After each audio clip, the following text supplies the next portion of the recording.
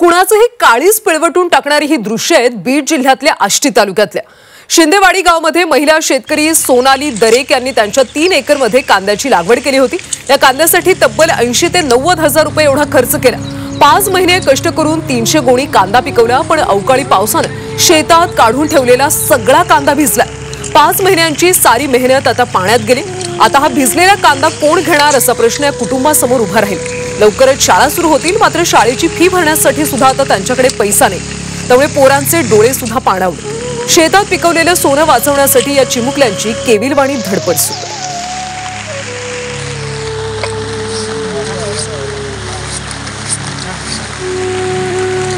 सगळा कांदा शेतात 3 एकर होता, त्याला खर्च सगळा मिळून 80-90 हजारापर्यंत झाला।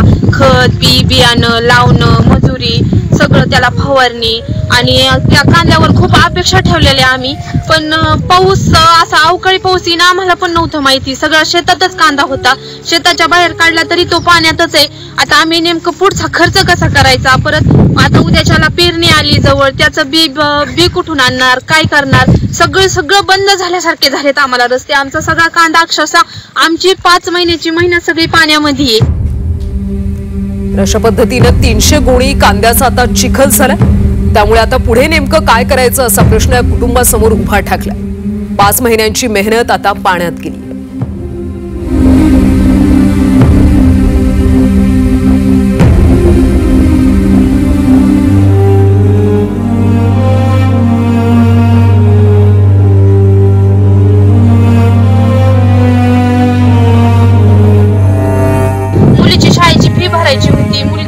सारखी रडता येतात, आमच्या शाळेची फी कुठून भरणार।